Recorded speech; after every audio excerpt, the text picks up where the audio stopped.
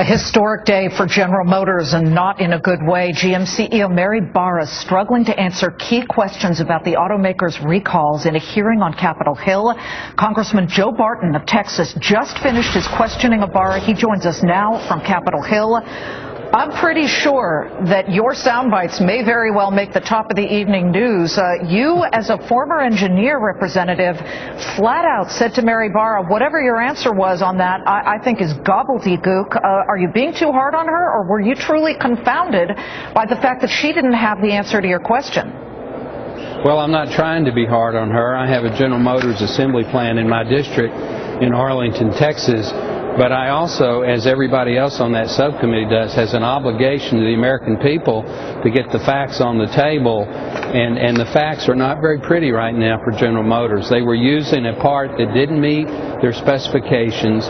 They knew about it at some level of the company for some time, and they continued to use it. And well, I don't know. I did ask a question, how many other parts below specification are they currently using? She either didn't have that information or was not willing to share it with. In fact, you retorted to her that's not an acceptable answer. The American public and certainly the families of the victims would definitely agree with you, I'm quite sure.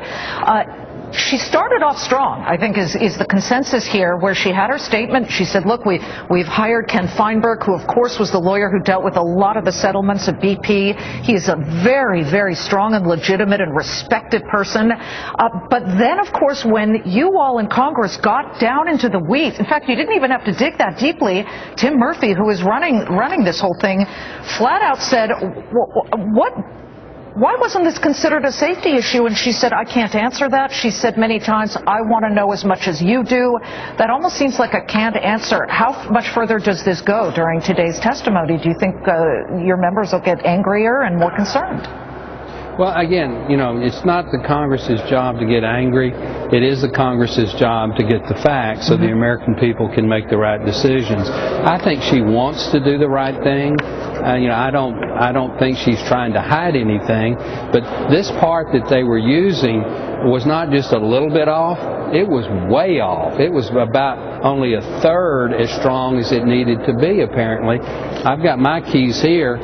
If I use my keys in that car, it's quite probable that the weight, the force of this keychain would have caused the ignition to go into the off position while the car was being used. And that's just simply not acceptable. So, we need to give GM a wake up. I think this lady wants to do the right thing. And she may be being advised that she shouldn't tell us everything she knows. I don't know that. Okay, let me cut her a break for a second and say she was not the person in charge when this whole drama nightmare began. It was Rick Wagner and subsequently Dan Akerson.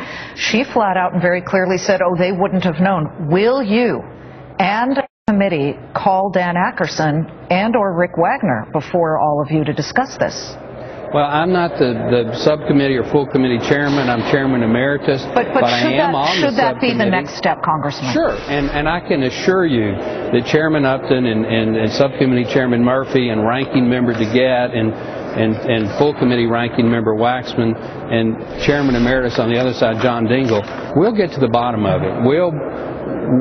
We've got good investigative staff, and we want to know the facts, and we want to do whatever's necessary to prevent this kind of a problem from ever happening again. We'll get to the bottom of this, says Representative Joe Barton of Texas. We thank you so much. I know it's a busy day. You jumped out of the testimony to come join us. We appreciate it, sir. Thank you so much. Yes, sir. We're going back to hear the head of NHTSA here as soon as the CEO of GM finishes. So the hearing will go on for another 2 hours or so. Got it. And Fox Business is covering it as well. In fact, let us turn back to the hearing on Capitol Hill. At the same time, we're hearing, well, we don't know until the investigation is complete. So there's a conflict that I think is brought to bear here.